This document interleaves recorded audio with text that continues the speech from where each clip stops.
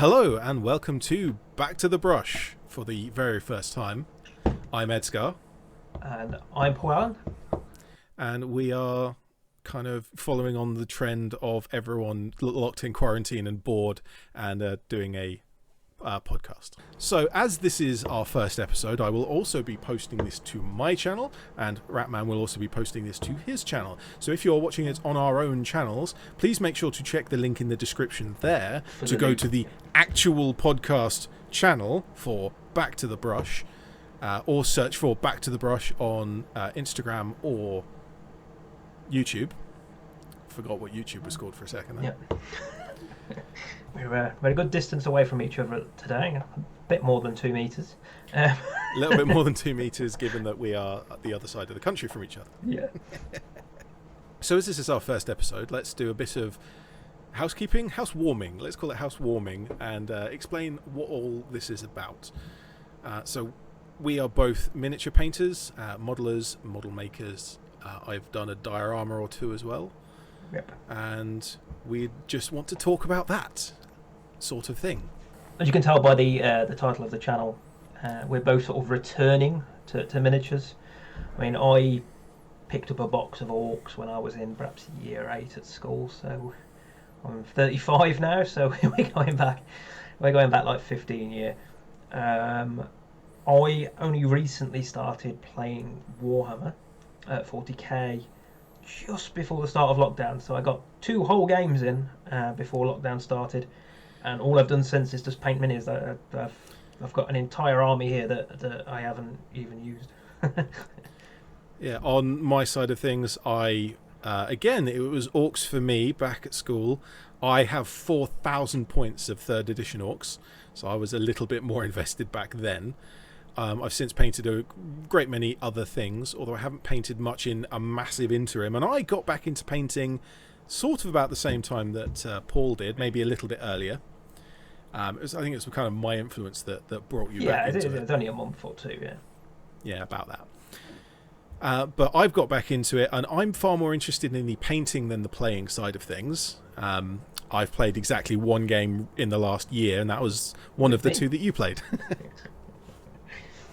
So the first segment of most of the miniature painting podcasts and such things is usually a what have you painted this week or this month or in recent times. Given that this is our first episode, recent times will have to suffice. As most new 40k players, I have a Space Marine army because everyone has a Space Marine. Yeah. But I also have a Adaptosaurus Sisters of Battle army, and I've been working quite diligently over the past few months on those. And I've posted a couple of things in the Facebook groups that I thought I'd share. A lot of people are asking about like the rhinos. Now, yeah, the different variants of rhino. Yeah, I mean, if you're into the hobby, you'll know 90% of the tanks that Games Workshop sell for Imperium are just based on the Rhino's chassis. It's Rhino for the Space Marine and Adeptosaurus, and then the Chimera and Lehman Russ hull is basically everything, kind of Baneblade as well, is everything for the Imperial Guard and some of the others. There are some other vehicles out there, but that's the vast majority of it. For the Sisters of Battle, there's only really 3/4. You've got the Exorcist. We will cut to some better photos. I'm just holding this up so Ed can see what's going on. I know what an Exorcist looks like. It's a rhino with an organ on the back that shoots missiles. The Emulator. This isn't finished being painted yet. It should have a whapping great piece of stained glass in front of it, but I don't like that. So that's done with washes, entirety with washes, and then a little bit of gold paint for the fleur-de-lis. So I literally did a layer of wash, left it to dry, did another layer. I think I did about 4 layers of each of the colours. Nice. Are these custom washes that you've mixed yourself? No, these are Games Workshop ones. They're really old. A friend lent them to me. So I only have green and red washes. So a friend lent me the blue and the yellow. There is a Sisters of Battle Rhino. If we look at like these ones, these are based off the old style, with the round doors. Whereas the Rhino itself is based on the more modern square one. So people are saying, well, it's not that different from a normal Rhino, which is £10 to £15 cheaper, depending on where you buy it from. So I spoke to a couple of people on the forum, and I came across these. I'm just going to briefly share my screen. This is a set by Hexistore. So you've got the doors, the front and back doors, and plenty of fleur-de-lis and lots of flame. I've installed these on this unit, and I've been talking to a few people on the forums. I was talking to a gentleman yesterday, and he was interested in the flamers. So if you look at I keep reaching over here, the Exorcist again. At the top of the vents, you've got a little flame. So it's really strange that the exhausts have fire on them. That's not really what you'd want. But it's 40k and health and safety are never linked.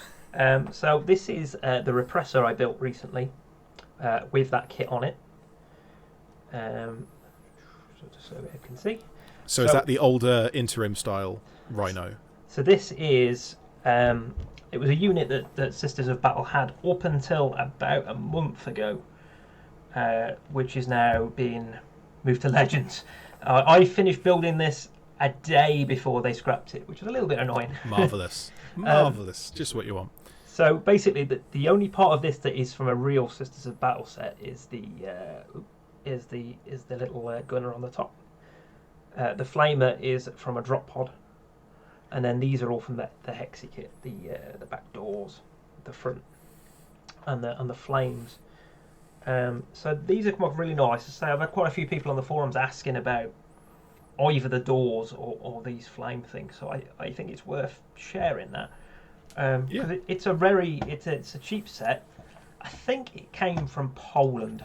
There you go. It's obviously isn't a direct copy of the proper Sisters of Battle stuff, but it fits the.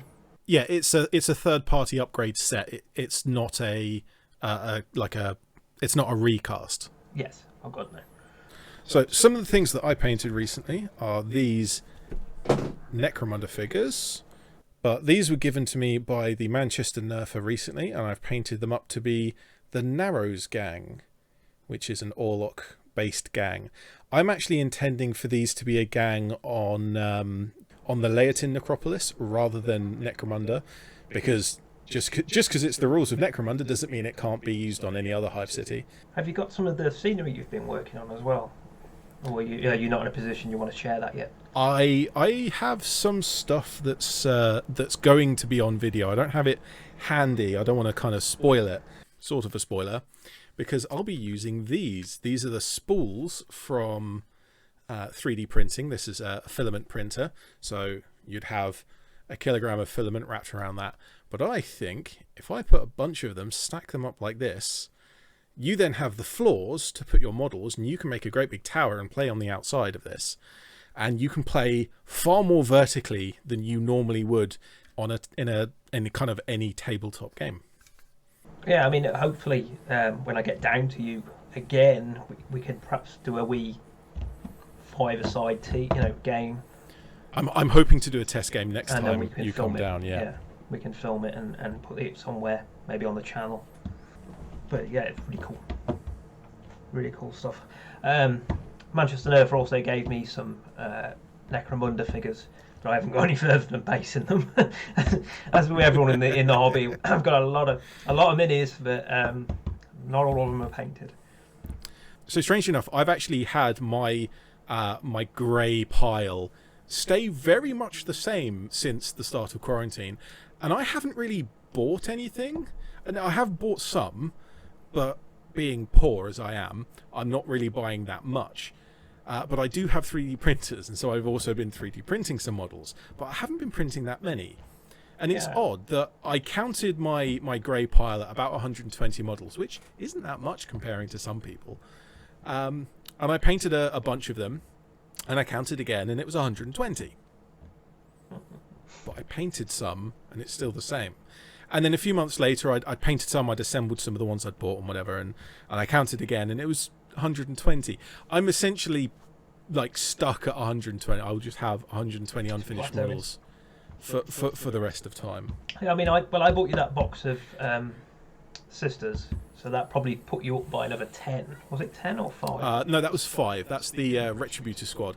I have a plan for those. That might take quite a while for me to get to round 2, because I want to plan some bits around those models. But I'm not actually painting it up as a full squad.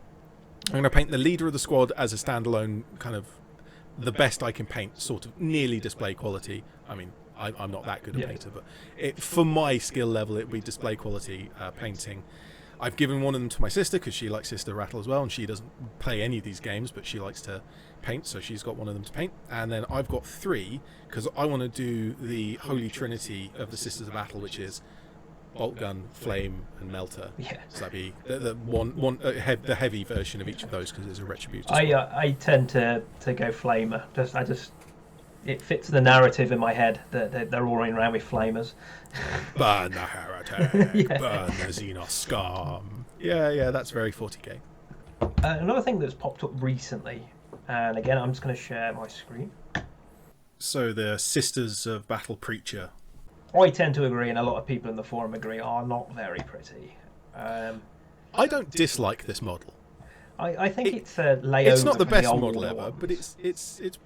I'm pretty sure this is one of the older sculpts from third edition. I think it came from Inquisition as well, because some of the models passed through from the Inquisition to Sisters of Battle when they became a separate line. I mean, I've recently done this. I was looking at this model and I want a preacher, but I don't like it. I don't like it. And what I found was the preacher from Blackstone Fortress. And while I don't dislike the other model, this is quite clearly a better model. So much more flamboyant, so much better detailed.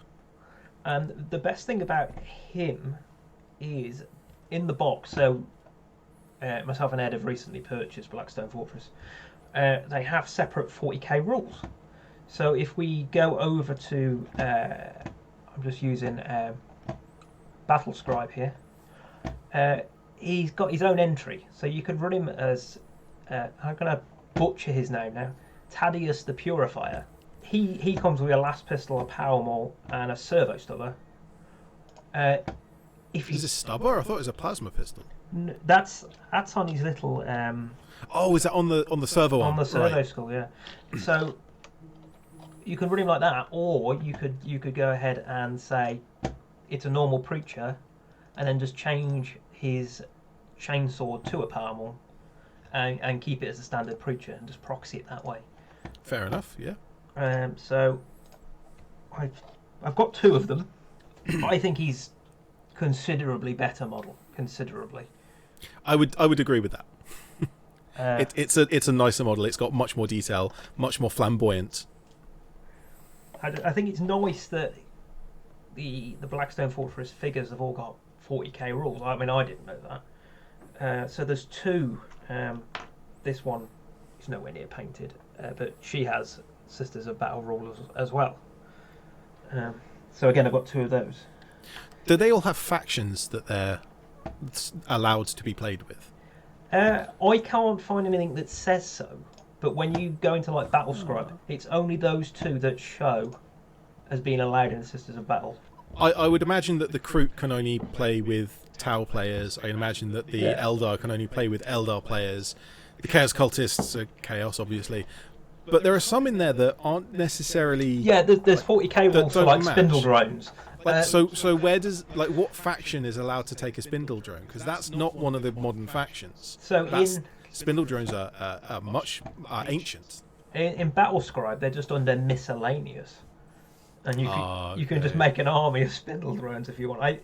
I think it would be... That would be funny. You'd need to buy 150 Blackstone Fortress boxes to do that. All the spindle drones. Yeah, if someone could buy me 150 Blackstone Fortress boxes, I will happily do that. Don't think that's going to happen. Oh. But it's nice they put them there. I suppose if I was playing, I wouldn't. If you turned around and said I want to put these spindle drones, I'd be like, okay, fine, you got some captured spindle drones. Let's carry on. Fair enough. I don't think it would be... you've got a model, you've got a unit that happens to have stats very, very similar to the spindle drone. I agree. It doesn't, on a grand scheme of things, it doesn't really matter. Oh, you mean technically they're Games Workshop models? They've got rules. Yeah. And speaking of other Games Workshop models, particularly older ones this time, I have painted. So these models are some of the old Skeleton Warriors set. Now I originally bought this set ages and ages and ages ago so that I could have skeletons to for terrain builds and to put like a skull on a vehicle and stuff like that. This is before the Games Workshop the skull box of however many skulls that is. They're so expensive. But because I also do role-playing games, or have done in the past, don't have an active game at the moment. Having a variety of different skeleton warriors is a useful thing to have. Now I only got 4, but that's plenty. It's perfectly acceptable to play a fantasy role-play game with just bits of card that say what each character is. But having the models is nice too. This one's actually a conversion. I've added the bow is from a Bretonian peasant set, and then the quiver on the back is from the goblin set. Could whereas you all of the string others, that? You know, with I something thin, could. bit of rope, maybe. I could. There are various ways. I've actually had a thought.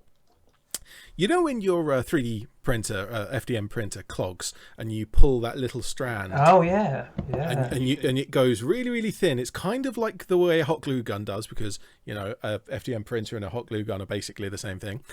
But you get this really thin strand, but because it's plastic, it hardens and becomes strong enough. If I was to take some of that, cut it to the right length, and glue it in place, that could look quite good. Yeah, definitely. So if we move on to the main topic of discussion for our first episode, and that is, what keeps you mini painting? Not what got you into it, we've actually discussed that already today, but what keeps you? What is it about mini painting that keeps your attention? It's something to do to relax. I mean, I tend to come home, sit here, stick a YouTube video on, and just sit here and paint. You know, it's relaxing. Yeah, I find the same thing. I'm a very technical person, as anyone who knows me is quite aware, and so when it comes to physically applying a liquid to a physical object that then sets and colours it, understanding how that paint works, understanding how the light reflections work, I enjoy that kind of not necessarily mechanical, but the scientific side of how it works, and it's something that I can focus on, whereas a lot of other activities like watching TV, it's very passive. Yeah, I tend to any hobby that I do that doesn't require me to have 100% concentration. It's you know what I mean? Like, if, like you say about the telly on, I'm messing with my phone. You know, if I'm on the computer doing something, I'll have a YouTube video on my phone, on the iPad next to me. I'm always doing 2 things at once. Whereas that said, just like you, I have a video playing while I'm painting, because I need to have some kind of sound in the background. Yes. And I can listen to a podcast, I can listen to music, or I can be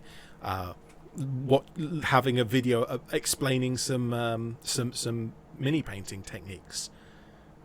Particularly, I did one a few months. I painted a model a few months ago with red hair, and so I had a video of someone painting red hair while I was painting it, and then it took me longer than the video to paint it, but I kind of half watched that while I was base coating, and then over the next video I kind of went through the technique. Was that the barmaid model? It was. I do recall with the frosty beer head you did on the floor. So the model was a barmaid who dropped a pint. Was it pint glass? Anyway. I think that the way that the model is positioned, I think that the spilled drink has fallen off of the table rather than something she's dropped. Okay. She's looking very, very annoyed. She's come over to tell some drunk people over. Yeah, it's that sort of thing. It's one of the WizKids ones with the slightly rubbery material. So a lot of the glues, like particularly plastic glues, won't work on that type of material. So I super glued it down, and I don't like super glue. I may have mentioned this once or twice. It's a common occurrence with our videos. Yeah, I don't like super glue. I have mentioned many times that I don't like super glue. So I wanted to strengthen it because I did not trust the super glue to hold it down. So what I did was to mix up some 5-minute epoxy, just the Poundland cheap stuff. I added a tiny bit of yellow or brown, I can't remember, paint until I got the right kind of beer coloured tone. And then I put that from a cup on the base and kind of smushed it under her foot. It then physically glues her to the base, but it also adds to the scene and is why she looks so annoyed. Yeah, because she's standing in a pool of beer. So I seem to remember it was like a goldeny yellow colour, very nice. Looked like a lager, I would say like a Foster's, but obviously I don't want to say Foster's. I don't know beers or lagers or ales well enough to know what they look like in comparison. I'm far more of a cider drinker myself. Yeah. So recently, me and the wife, we were out for a meal and we tried some honey mead. Now, honey mead as opposed to normal mead, which is made from honey. Yeah, sorry. It's because the only term I hear it is Skyrim, and that's what it's called. So. Oh right, okay, fair enough. Is there a map of Skyrim on the wall behind me? No, there isn't, but there's one in front of me. There's a map of somewhere behind you. Yeah, I think that one's Game of Thrones. I don't know what that one is. That one looks. Oh, it's just the world.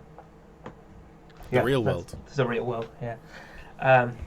Anyway, so we tried that. I wasn't expecting it to be sweet, because I'm not really. I'm not an alcohol person, but I thought that the sugar was honey.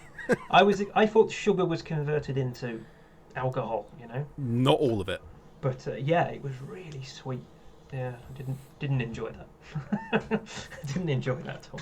I, on the other hand, am very fond of stuff like Copperberg, which is also very, very sweet. I have had mead a couple of times, and I've never really. It's not quite the right taste for me.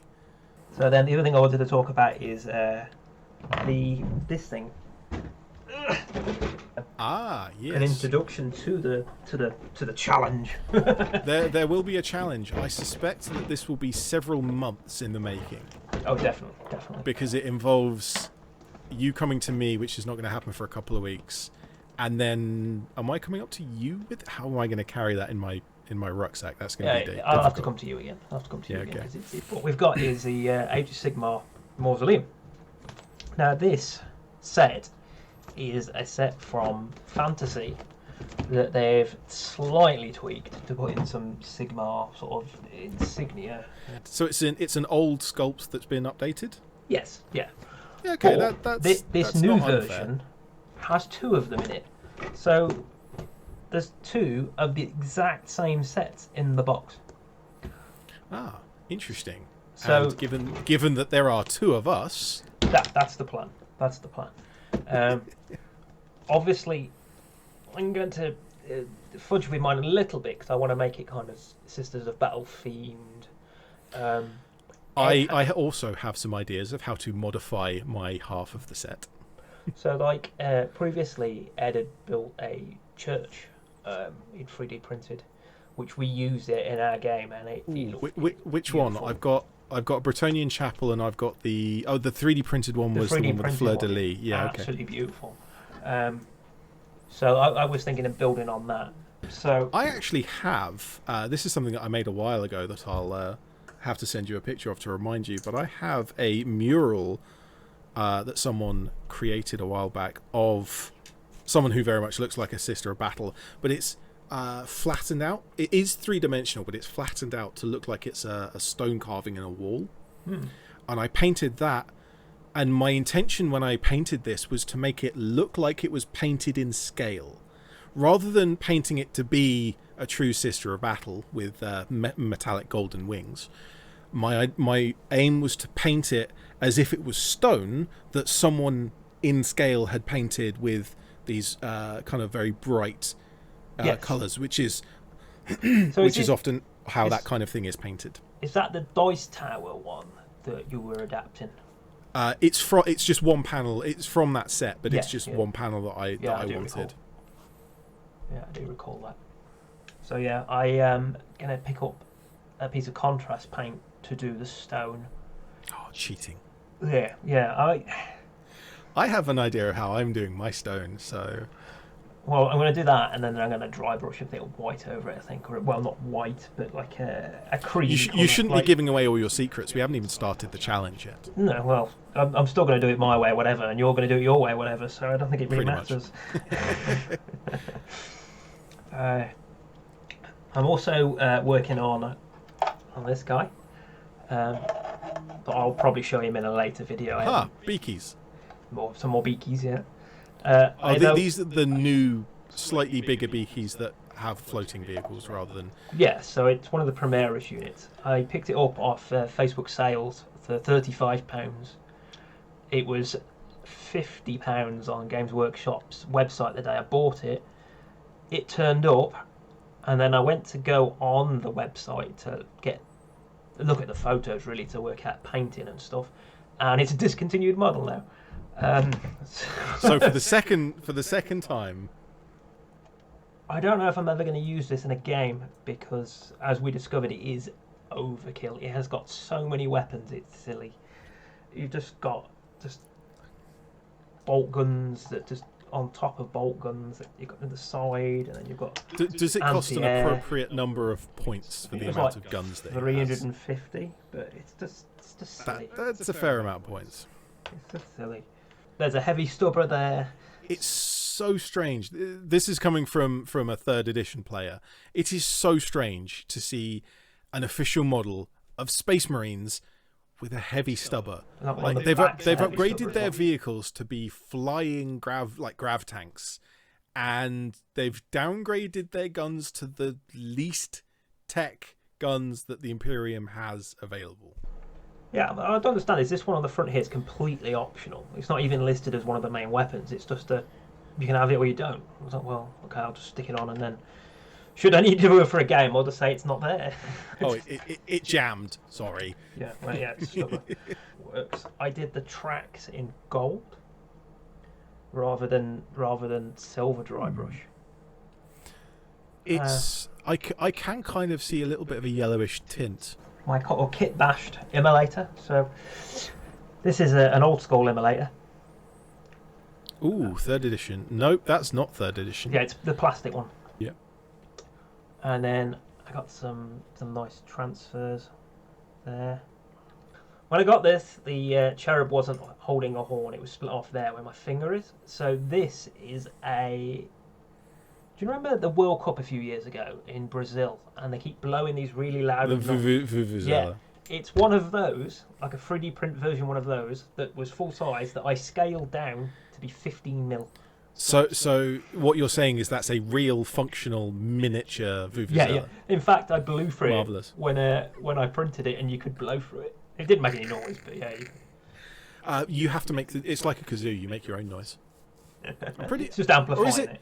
Is it like a kazoo, or does it have a mouthpiece like a trumpet? I can't remember. I don't know, because I cut it off the model on that to make it line up. There.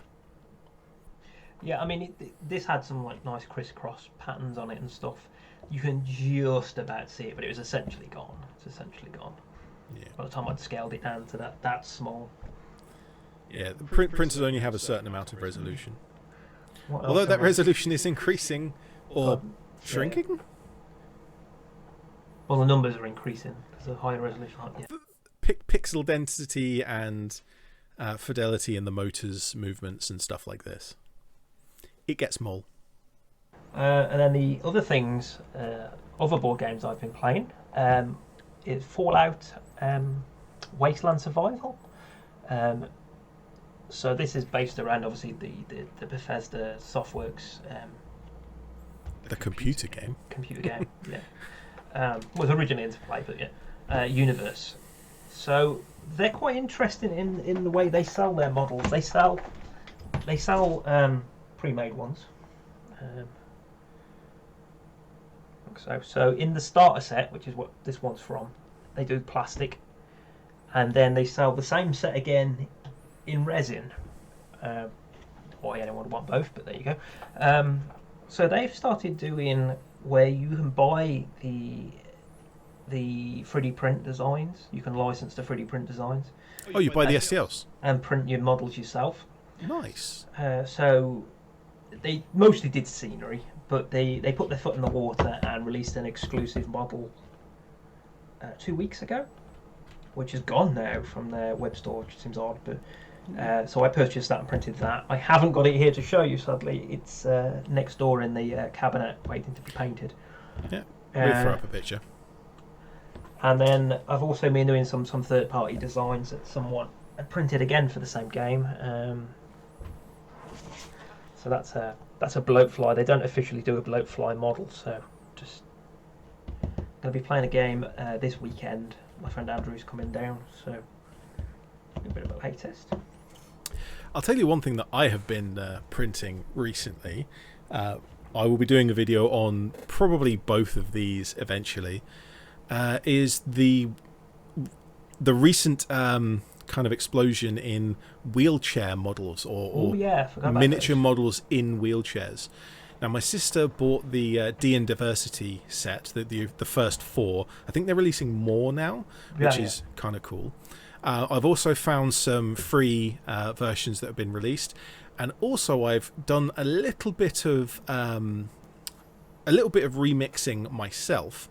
And I've made a 54mm scale. So that's the old Inquisitor models, if you're a Games Workshop player, or the mid-sized display models for the display painters. Tech Priest in a tracked kind of, not wheelchair, but track chair. So these are both things that popped up publicly, and the wheelchair track chair almost looks like a Lehman Russ with the proportions just wonky, because it's a massive track chair, bigger than a normal wheelchair would be. It's got a massive engine on the back, and it's got these but the track shape is very reminiscent of the Lehman Russ, but it's done right in the scale. I've kind of scaled it up a little bit to make it Inquisitor, the 54mm size, and the same with the Tech Priest. So this is one model that I've wanted for a long time. Since Inquisitor first came out, I wanted some non-combat models. So for the Inquisitor game, you play as an Inquisitor with an entourage. You have your investigators, you have soldiers that you order about, and you have skilled people. And those skilled people aren't necessarily all combat focused. But all of the models that they released were combat-focused models.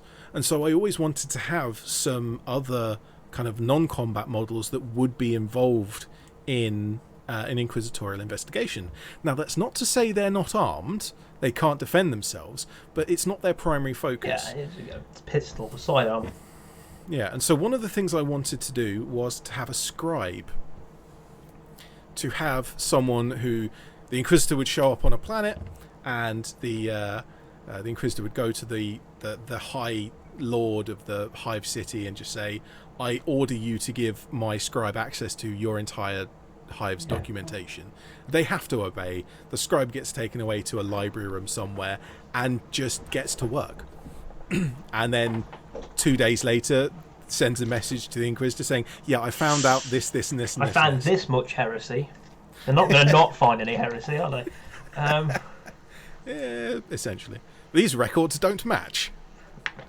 And then the Inquisitor can send some interrogators out to try and work out what it is. We both myself and Ed had some resin printer problems, which both pushed us back about a week. Yes, I think about more than a week for me. Partly because it took a week and a bit for the screen to turn up, and then it took another week before I actually got around to fitting it. Yeah, and I did the same. I left a bit of a print on the bed, and then it smashed through the. I suspect that may be related to what I had. I left some. I had a failed print, and I didn't clean it off of the film properly. I mean, I know a lot of people say, "Oh, it's you're stealing," but to a certain extent, the stuff I'm printing isn't direct. It's not like someone's gone, oh, let's take that Space Marine and make an exact copy of it. That doesn't exist. And if someone did upload something like that, it would be taken down in minutes. Yeah, all of the stuff that is misappropriation of intellectual property. That stuff gets taken down pretty quick. I've got no real interest in faking models. However, there are so many digital sculptors releasing either paid or free digital sculpts of so many interesting things that you can print out, and that's kind of where I'm more focused on. There is one model that I'm particularly interested in finding or having made, and that's a kind of a cyberpunk character with a big flowing cloak, because I want to do I want to use the airbrush to make a gradient of purple into from a dark purple into a mauve with some teal highlights. It's very, very kind of stereotypical cyberpunk color scheme, but I want to try it, and I want a character with a great big trench coat that I can do those colors on. Well, I'm hoping for next month I will have my airbrush here. I mean, I've got the brush, I've got the hose, I'm just waiting on the compressor. So I went and got some distilled water on the way home today from work, so I'm hoping to be able to. You don't need fancy water. Well, just use water. It's like £3 for a litre, so 2.5 litres actually. It's one of those big tubs. So I'm hoping. And the water from your tap is cheaper. I'm hoping. Well, our water's awful. I'm hoping. Actually, yeah, you are from North. Yeah. It's very lime scaly. Yeah. Saying that, I'm considered to be in a very hard water area, but I'm from the Midlands, and so that's actually pretty good water. Yeah, I mean, me and Ed are both technically in the Midlands. It's just that I'm right up north part of the Midlands, and Ed's the southernest part of the south Midlands. Part of the Midlands. Yeah, no one lets me be from the Midlands. Everyone's like, oh yeah, you're from to north, or you're from down south. Yeah, I mean, some of the other hobbies me and Ed have, we play airsoft and other shooting related sports. We tend to go all over the country, and it's just amusing wherever we go. Well, not anymore, we don't. Well, not at the minute, no. But wherever we go, one of us is always a northerner or a southerner. Like, you can't. I'm not Midland. You're not Midland. You're either above the Midlands, at which point I'm a southerner, and if I'm down south, then I'm a northerner. I can't win. I'm gonna print out a map of the UK with the Midlands, the official Midlands, marked out. Like, just show it to people and say, no, I'm from here. This middle bit. See, what's going to happen is I'm going to print that out, and my hometown is going to be outside of that. And I'm actually from the south. We're just over what's part of the north-south divide. We're just into the north. So you are a northerner? Yeah. If you look at the north-south divide, obviously there isn't a Midlands on a north-south divide. Yeah, that always annoys me.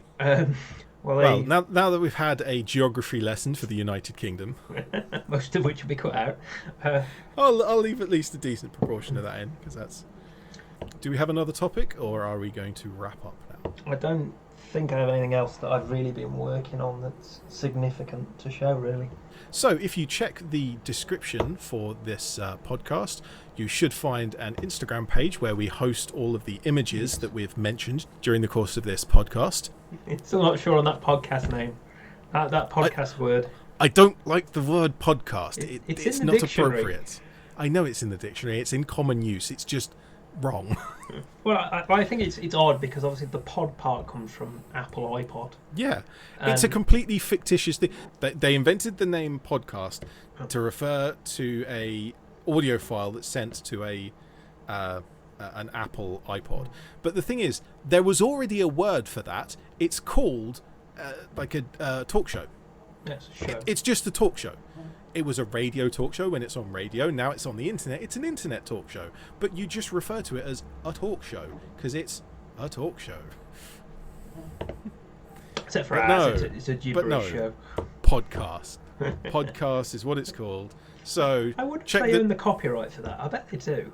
So, as this is our first episode, I will also be posting this to my channel, and Ratman will also be posting this to his channel. So if you're watching it on our own channels, please make sure to check the link in the description there to go to the actual podcast channel for Back to the Brush.